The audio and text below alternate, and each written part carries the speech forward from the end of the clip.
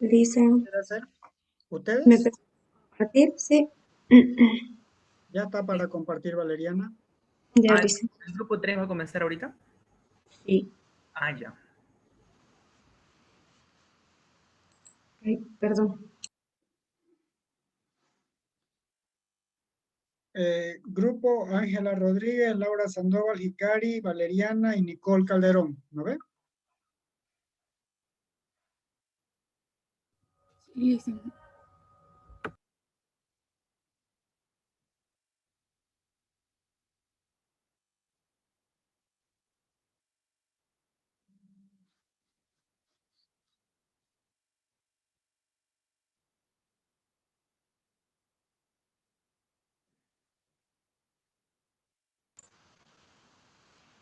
Buenas noches, licenciado. Buenas noches, compañeros, compañeras. Nosotros le vamos a hablar de, en este capítulo 4 y 5, lo que es el desarrollo de la perspectiva teórica y la revisión de la literatura. Los integrantes somos Calderón Nicole, Rodríguez Ángela, Laura Sandoval, Sengoku Hikari y mi persona Valeriana Suárez. Bueno, si nos preguntamos qué es la perspectiva teórica, les puedo decir que es que después de haber elaborado lo que es el planteamiento del problema de nuestra investigación, sustentar lo que es esta teoría a través de nuevas investigaciones. También el autor en este capítulo nos dice que el desarrollo de la perspectiva teórica es un proceso y un producto. ¿Por qué es un proceso? Ya que esto, como está vinculado con nuestro planteamiento del problema, pues es cuando nos realizamos que la inmersión en el conocimiento profundo del tema. Y es un producto porque al ir nosotros buscando y encontrando y analizando más información a través de referencia, pues elaboramos lo que es el marco teórico, que a su vez es parte del producto mayor de nuestro proyecto, ¿no? Que sería todo el reporte que se ha realizado a través de la investigación. La perspectiva teórica y construcción en el marco teórico. Una vez que ya tenemos nuestra pregunta de investigación, lo que son los objetivos, tanto general como específico, el planteamiento del problema, es cuando pasamos a lo que es la elaboración del marco teórico. A través de lectura, recopilamos información de distintos tipos de fuentes. ¿Esto qué implica? Lo que es analizar teorías, conceptos, investigaciones previas, mejor si son actualizadas, y los antecedentes en general que hemos elaborado, que sean válidos para lo que es encuadrar nuestra investigación. También tenemos que tener claro que el marco teórico no es lo mismo que una teoría, porque, bueno, no todos los marcos teóricos tienen fundamentada una teoría. Muchas veces tenemos que, si no tenemos información de aquel tema, pues tenemos que buscar referencias que se asimilen a esta y después nosotros poder interpretarla. La perspectiva teórica proporciona una visión donde se sitúa el planteamiento del problema y esto que nos permite no desviarnos del tema. Sus funciones. Entre las funciones se destacan 7, las cuales nos permite, o mejor dicho, nos sirve para prevenir errores que en ocasiones, como también nos orienta sobre cómo habrá que realizar el estudio. En este caso serían qué clases de estudios se han efectuado anteriormente, como también los participantes que se han tomado en el caso de la investigación, los tipos de muestras. Otra cosa serían los datos recolectados, pueden ser cuantitativos, pueden ser cualitativo o mixto, y en qué lugar o cómo se llevó a cabo esta investigación y los diseños que se han utilizado.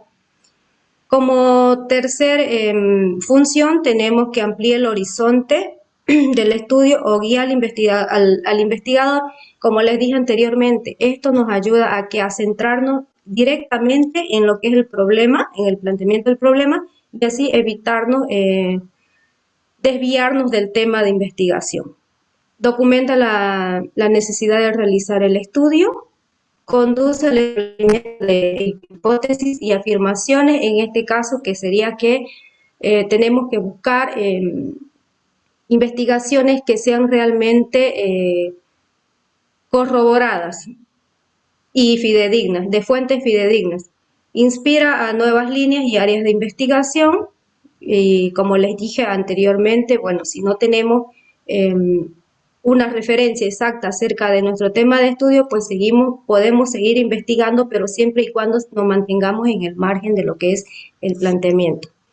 Y provee un marco de referencia para interpretar los resultados, o sea, no es nomás sacar, agarrar y bueno, lo encontré, sino que directamente encontramos la información y la interpretamos. En las etapas del desarrollo de la perspectiva, usualmente comprende dos etapas, la que es la revisión analítica de la literatura y la construcción del marco teórico.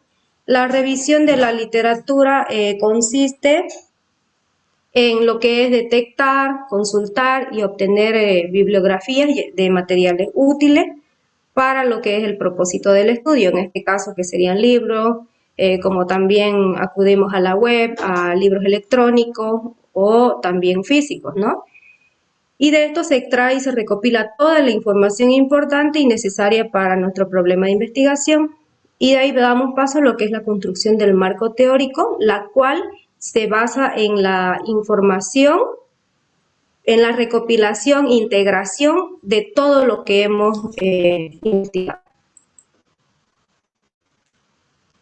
Los pasos que se siguen para revisar esta literatura, bueno, los pasos son, primero recurrir a fuentes primarias, después fuentes secundarias, fuentes terciarias.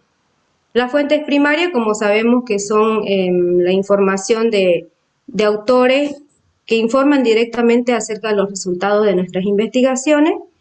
Las fuentes secundarias de autores que informan de los trabajos llevados a cabo por otros investigadores, y las fuentes terciarias, pues en este caso serían las referencias de otros documentos que se han realizado en base al tema que estamos investigando. Pero las fuentes primarias, ¿qué hacen? Bueno, identificamos las fuentes primarias, las más recomendables consultando a varios especialistas del tema, ¿no? En este caso, esas serían nuestras fuentes primarias. A algún especialista o, por ejemplo, a un profesor, a un docente que sepa primero y nos sepa orientar, y bueno, de ahí vamos a elegir la palabra clave, que es en este caso escribir un título preliminar del estudio y seleccionar entre 3 a 5 palabras clave, y de ahí esto se extrae de lo que son los términos del planteamiento que vamos a utilizar, y en este caso serían las palabras que más se usan en toda nuestra investigación. Internet ya sabemos que tiene sus ventajas y desventajas, y pues lo que tenemos que hacer es buscar en sitios web que tenga información científica o con calidad académica, porque acá les muestro lo que es en la pantalla derecha abajo, que dice la búsqueda sencilla, que es cuando recurrimos directamente a lo que ponemos la palabra o lo que vamos a utilizar y búsqueda. Pero en la búsqueda avanzada, y donde vamos a obtener una información realmente fidedigna, con base científica, es en la que hemos aprendido a usar este semestre, que es el Google Academic, que en este caso nos da la opción de búsqueda avanzada. Ponemos el nombre o la palabra clave que vamos a investigar, el nombre del autor, podemos poner el año al que nos vamos a referir, y nos botará directamente lo que es una información clara, precisa de lo que estamos investigando. Las ventajas y desventajas de utilizar en Internet, pues como ya sabemos, ¿no? Las ventajas son muchas, entre ellas el acceso que tenemos las 24 horas, también hay bastante información, encontramos información en todos los idiomas, información reciente, como también a través de, de otros buscadores y como puede ser, en este caso podemos no solamente buscarla a través de Google, sino Firefox y otras opciones. En este caso también, bueno, el costo es bajo en la búsqueda de información y el investigador pues puede crear una red de contactos en la que le ayude a investigar también sobre su tema y los estudios que se localizan pueden imprimirse en este caso. Pero también tiene su desventaja, las cuales con frecuencia los investigadores colocan en sitios web estas revistas, mejor dicho, que estas revistas o investigaciones no sean revisadas por expertos. Otra desventaja serían los reportes de investigación de documentos o de sitios que puedan estar plagiados y pues o que sean publicados sin consentimiento del autor y esto pues nos puede traer consecuencias y en nuestros trabajos hasta nos pueden llegar a lo que es a sancionar, ¿no?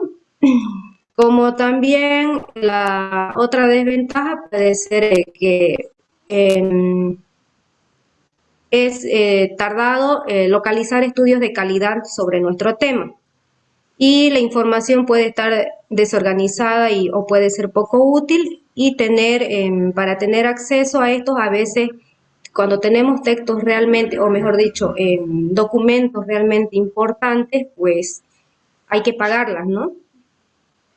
Ahora, no todos los documentos en la web, como les dije antes, son dignos de tomarse en cuenta. ¿Qué es lo que debemos filtrar y no debemos utilizar?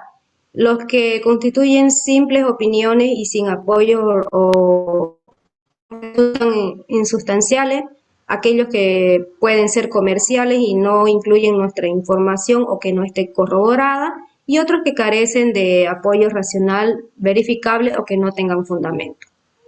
Ahora, para la obtención de la recuperación, después de que hemos identificado las fuentes primarias pertinentes, pues localizamos localizadas en bibliotecas físicas o electrónicas, o los lugares donde podamos adquirir nuestra información que buscamos. Y bueno, si compramos lo que les decía anteriormente, que son los textos electrónicos o documentos, estos pues los podemos guardar en nuestro equipo. Y la consulta de la literatura o de la bibliografía en este caso, pues se seleccionan las que sean de mayor utilidad y las fuentes primarias más consultadas y utilizadas para elaborar lo que son marcos teóricos, son lo que son revistas científicas, trabajos presentados ya sean en congresos, ya sean en simposios, en eventos donde tengan información fidedigna. Y una vez localizado físicamente estas referencias, pues se procede a consultarlas. El primer paso de esto consiste en seleccionar las que sean de mayor utilidad y que en nuestro marco teórico. Ahora, un buen marco teórico no es el que contiene la mayor cantidad de páginas. Trata con profundidad únicamente los aspectos relacionados con nuestro problema. Eso no significa reunir información, sino también relacionarla o también saberla interpretar adecuadamente. Ahora, con el propósito de seleccionar las fuentes primarias, es conveniente, antes de elaborar esto, hacernos las siguientes preguntas. Lo que es la referencia se relaciona con mi problema de investigación y cómo. ¿Qué aspectos trata? ¿Ayuda a que realice más rápido y profundamente mi estudio? ¿Y desde qué óptica y perspectiva aborda el tema? Bueno, en este caso para nosotros puede estar ligada a lo que es el turismo, ¿no? Y tipos de artículos, pues como les dije antes, son artículos conceptuales, teóricos, la descripción del contenido básico, analizan lo que son un nuevo concepto, variables, hipótesis, describen conceptos, la utilidad y potencial para nuestra investigación, que sería lo que es identificar la palabra clave para el planteamiento de la teoría y como también variables y definiciones. Y esto también depende de lo que es la... Ay, perdón. Esto también depende de la asignación que nos dé el profesor, ¿no? En este caso, qué tipo de artículo es lo que tenemos que realizar la búsqueda, la investigación. En este caso tenemos como ejemplo lo que es un marco teórico de un trabajo, ya sea una tesis que implica lo que es un estudio empírico o teórico, aplicados a tesis o monografía o proyectos de grado. Para la revisión de una fuente primaria, los autores Mertens y Creswell proponen una revisión que se aplica prácticamente a cualquier referencia, lo que implica la recolección de análisis y datos, que a continuación se lo detalla mi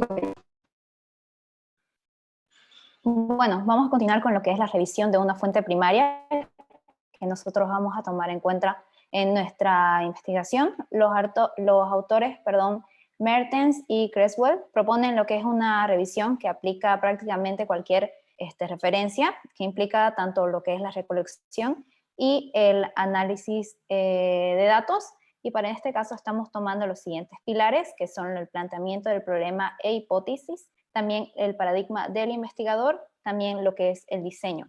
Y en el cuarto punto entra lo que es la muestra, que esto también está basado en lo que es las encuestas, que es el tamaño, las características de los participantes, el método de selección utilizado. En el paso número 5 están lo que es la estrategia de análisis y el tipo de análisis realizados, y por último lo que es el resultado y la discusión.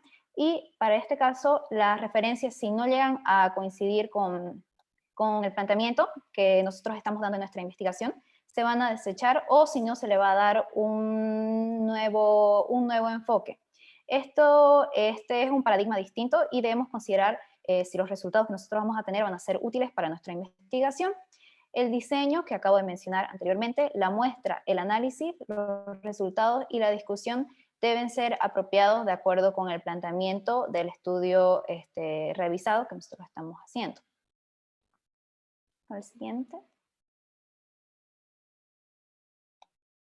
Ya, voy a repetir igual lo que dijo mi compañera anteriormente. Al momento de seleccionar lo que son nuestras fuentes primarias, nuestras referencias, nos van a servir las siguientes preguntas para nuestro marco teórico y es conveniente hacérnoslas.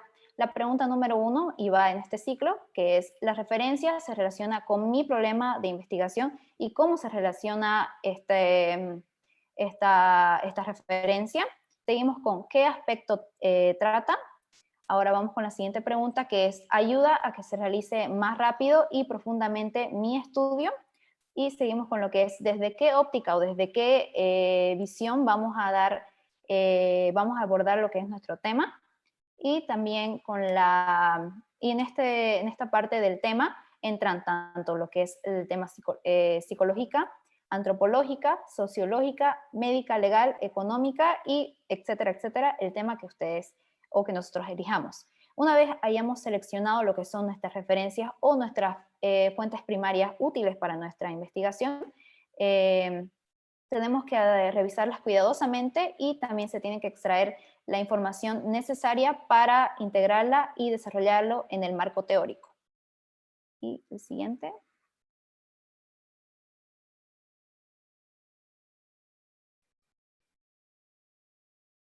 Ahora vamos a llegar al punto de que es la revisión de la literatura. Uno de los propósitos que tiene la revisión de la literatura, que es un concepto también nuevo para mí, es lo que es analizar y también discernir, o sea, agarrar solamente las partes más útiles de lo que es la teoría, y la investigación anterior sugiere lo que es una respuesta, aunque esta sea parcial, a la pregunta o a las preguntas que nosotros tenemos de investigación. o bien si provee también una dirección distinta a lo que es nuestro planteamiento. Y esto lo dice Lawrence, Machi y McEvoy, creo que es, no sé si está bien mi pronunciación, y lo que nos da 3 pilares fundamentales que arroja la revisión de la literatura es el primero, que es la existencia de una teoría completamente desarrollada, que puede ser también un caso al hacer la revisión de la literatura. En este caso, si nos topamos con este resultado, lo mejor que nosotros podemos hacer es que la estrategia para construir el marco teórico sea tomada para nuestra estructura de nuestra investigación. Y vamos a pasar con el segundo resultado, que es la existencia de varias teorías aplicables a nuestro problema de investigación. Y en este caso, si nos pasa esto, podemos elegir entre uno y basarnos en este para edificar lo que es nuestro marco teórico, que cabe recalcar que el marco teórico son agrupaciones de tanto conceptos, teorías e investigaciones que se han hecho anteriormente y que vamos a estar utilizando en lo que es nuestra nueva investigación. Y en el punto número 3, que también puede ser un caso, que existen piezas y trozos de teorías que son similares a la nuestra. En este caso, lo que tenemos que hacer es que el marco teórico va a abarcar los resultados y las conclusiones a las que hemos llegado en nuestros estudios que estamos tomando en los antecedentes, de acuerdo con algún esquema lógico, siguiendo quizás una línea del tiempo en lo que es nuestro marco teórico.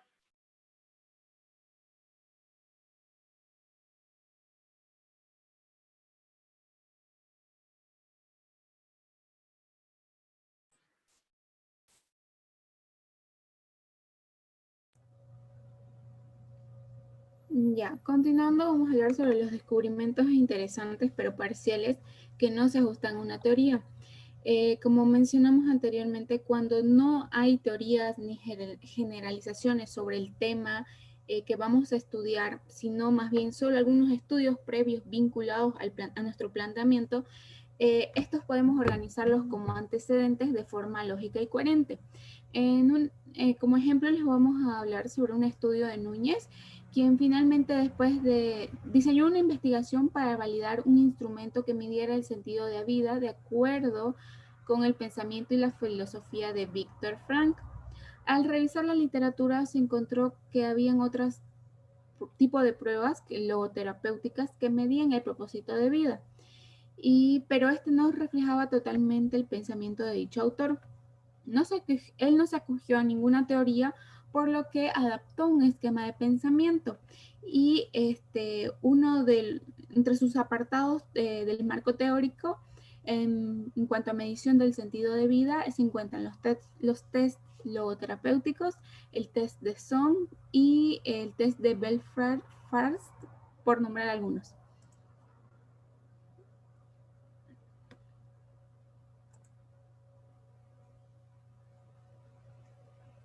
Luego, en cuanto a la existencia de guías aún no investigadas e ideas vagamente relacionadas con el problema de investigación, sabemos que en algunas ocasiones no hay estudios en el campo de conocimiento que queremos aplicar o en el que queremos indagar.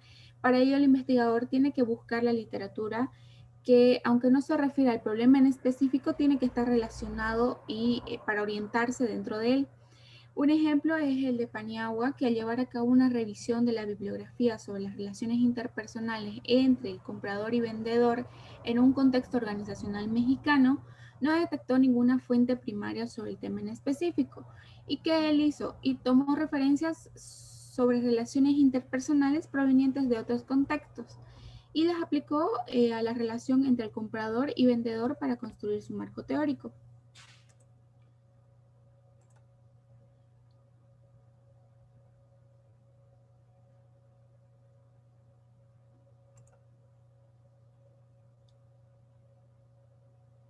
Ya. En cuanto a las observaciones sobre el desarrollo de la perspectiva teórica, en el proceso cuantitativo siempre es conveniente efectuar la revisión bibliográfica y presentarla de una manera organizada, llamándola un marco teórico o un marco de referencia.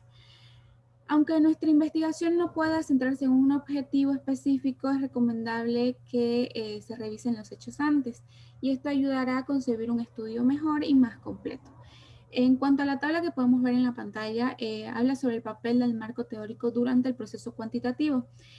Por nombrar algunos, les voy a decir que antes de recolectar los datos, el papel del marco teórico nos ayuda a aprender más acerca sobre la teoría y origen del alcance del problema de investigación, a conocer los métodos aplicados exitosos o erróneos para estudiar el problema que queremos y saber qué respuestas existen actualmente para las preguntas de investigación.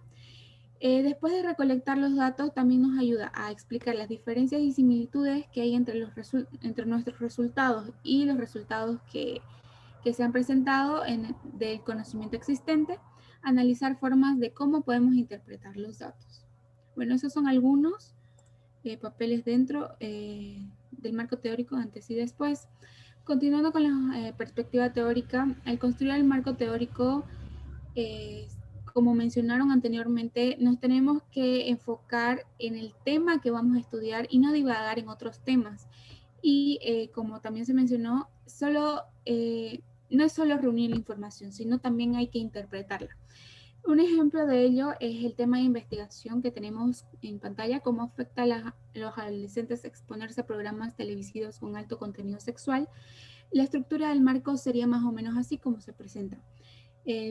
Tenemos como primer punto la televisión, la historia de la televisión, los tipos de programas televisivos, los efectos macrosociales que genera la televisión, los usos y gratificaciones de la televisión. En él se desglosan 3 puntos, como podemos ver, en niños, adolescentes y adultos. Y luego tenemos exposición selectiva a la televisión, la violencia que hay en la televisión. Esta se desglosa en los tipos y efectos que pueda tener. El sexo en la televisión, de igual manera se desglosan tipos y efectos. El erotismo en la televisión y la pornografía en la televisión.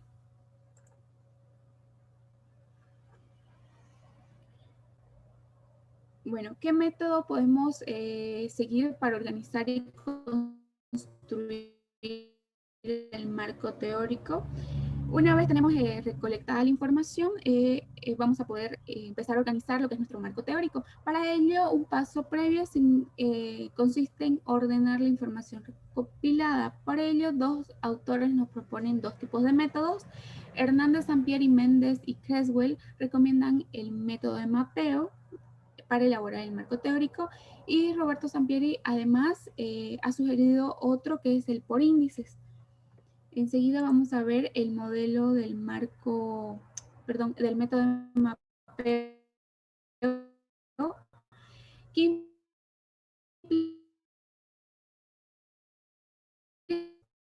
para profundizar un poco más el tema, juegos que vayamos a seleccionar. Como por ejemplo tenemos como tema el clima organizacional, las palabras claves que se en este ejemplo son clima organizacional, medición de... bueno, una muestra de un mapa de literatura con el ejemplo de clima organizacional se dividiría en definiciones, dimensiones, medición y modelos.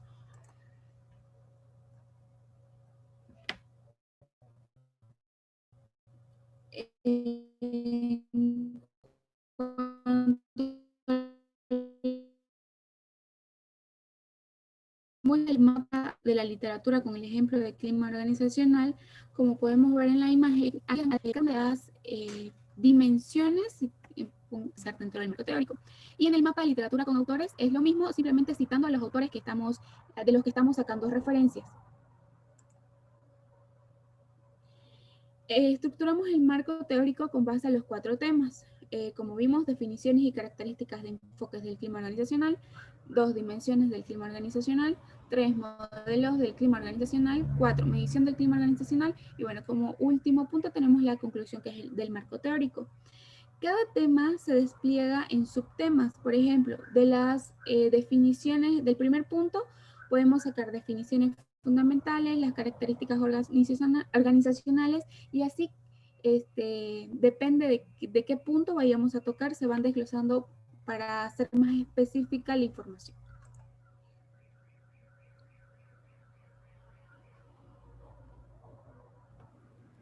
Continuando con el proceso de vertebración del marco teórico y ubicación de referencia, tenemos la manera más rápida y eficaz de construir un marco teórico es desde lo general hasta lo más específico. Así como podemos ver en el ejemplo, acá tenemos el tema general y luego se presentan los temas que siguen como tema 1, tema 2, tema 3.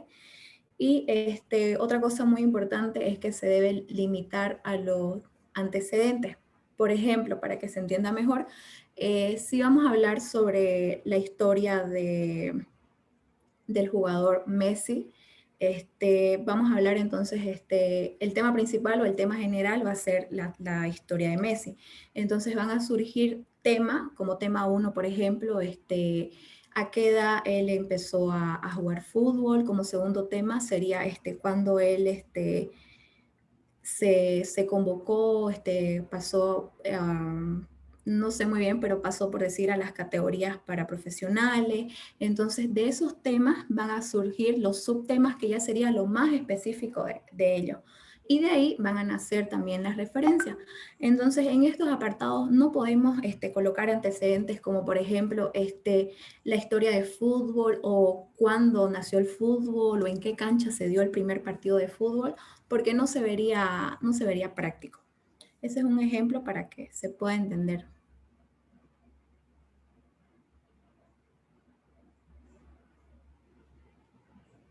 Ya, aquí tenemos la vertebración del marco teórico de lo general a lo más particular o a lo más específico, que también se puede realizar de manera inversa. No, la otra. Eso es el ejemplo del texto, pero yo hice mi propio ejemplo. La otra, Nikki. Ya, para esta vertebración del marco teórico, como les mencionaba, también se puede hacer al inverso, iniciar desde lo más específico hasta lo más general, pero comúnmente se hace desde lo más general hasta lo más específico. Aquí, por ejemplo, hay otro tema igual, está el tema general, están los temas principales y también están los subtemas específicos. Siguiente.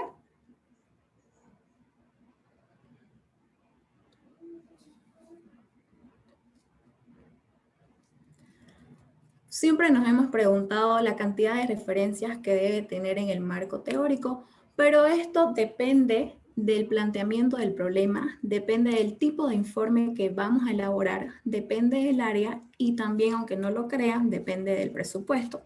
Según el autor Hernández Sampieri, él propone a través de unos estudios que él hizo, él dice que una tesina debe tener entre 20 a 30 referencias. Una tesis de licenciatura debe tener entre 25 a 30 referencias. Una tesis de maestría debe tener entre 30 a 40. Un artículo para revistas científicas debe tener entre 40 a 60 referencias. Y una disertación doctoral debe tener como referencia entre 60 y 120. La extensión del marco teórico según Greswell. Greswell dice que la propuesta de tesis de licenciatura y maestría debe tener la extensión del marco teórico debe tener entre 8 a 15 cartillas, un artículo en revista científica entre 6 a 12 cartillas, la tesis en licenciatura y maestría entre 20 y 40 cartillas y las disertaciones doctorales entre 40 a 50 cartillas. Siguiente.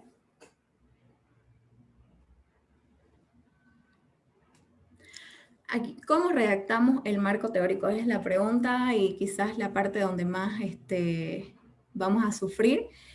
Aquí nos muestra el libro un ejemplo sobre la investigación de Mariana sobre el noviazgo y nos dice que Mariana, quizás ella tendría que asistir a un café internet o a un centro de cómputo de su universidad y buscar referencias de las páginas apropiadas como Psychology as Trap, Social as Trap, y colocar palabras claves referentes a su tema, que en este caso sería el noviazgo, y sus palabras claves serían relación, similitud, atracción, cercanía.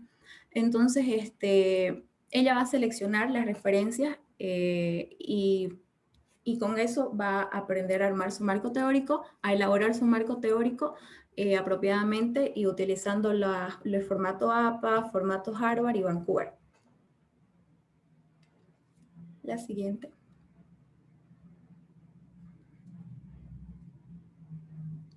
Ya, ahora vamos a entrar en lo que es el capítulo 5, vamos a hablar sobre la definición del alcance de la investigación que se realizará exploratorio, descriptivo, correlacional y explicativo. Vamos a hablar primero sobre el alcance. La próxima, no sé por qué esa está. No.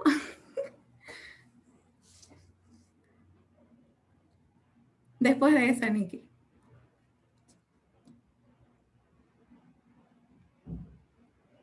Ya, el alcance del proceso de investigación cuantitativo presenta 4 alcances que serían exploratorio, correlacional, descriptivo y explicativo. No hay que confundir esto por tipos de alcance porque no son tipos, en realidad es una... Esto va a depender de la estrategia de investigación que nosotros vamos a plantear. Más adelante.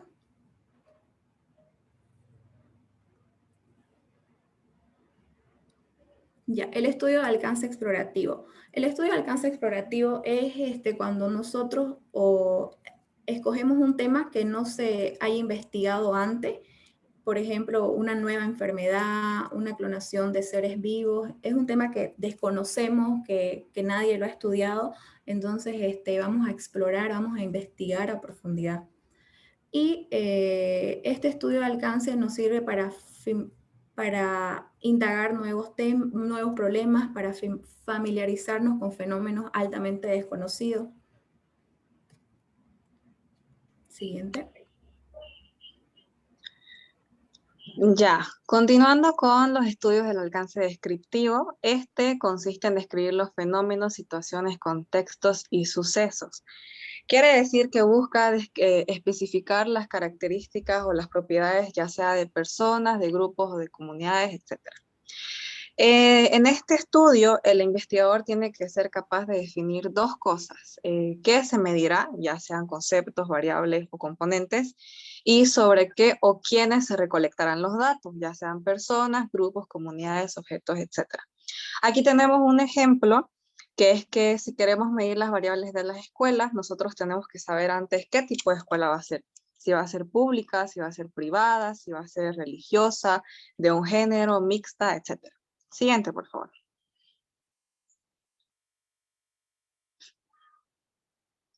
Entonces, los estudios descriptivos buscan desarrollar una imagen o una fiel representación, que esto va a ser la descripción. Esto quiere decir que nosotros tenemos que describir el fenómeno tal cual es, no podemos modificar a nuestro gusto, decir, no, o sea, cambiarle cosas. Un ejemplo bien claro sería el Censo Nacional de la Población, que es un estudio descriptivo, y su objetivo es medir una serie de características de un país determinado. Siguiente, por favor.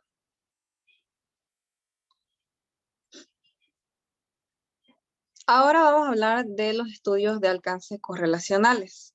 Estos tienen como finalidad conocer la relación de una variable y otra variable, o sea, de dos o más variables distintas. ¿Y cómo es que nosotros podemos evaluar esta relación? Primero se mide cada una de estas, luego se cuantifica, se analiza y ya después se establecen las vinculaciones. Un ejemplo muy simple que nos va a ayudar a entender este alcance es que en un grupo de estudiantes se mide cuánto tiempo le dedica uno a estudiar o prepararse para un examen. Y también se recaban sus calificaciones, que serían 2 variables distintas. Y ya luego de eso se determinan si las 2 variables están relacionadas o no, lo cual significa que una varía cuando la otra también lo hace. Por ejemplo, si el estudiante le dedicó mucho tiempo al estudio, va a tener buenas notas, y a lo contrario, si le dedicó poco tiempo al estudio, pues sus notas van a ser bajas. Entonces, como resumen, el estudio correlacional mide 2 o más variables distintas para ver si estas están relacionadas o no. También se pueden analizar la relación de estas, o de 2 o 3 variables, o la relación de variables múltiples. Esto nos sirve para medir el grado de relación que existe entre dos o más conceptos, y su utilidad es para conocer cómo se comporta un concepto o un variable dependiendo a la otra.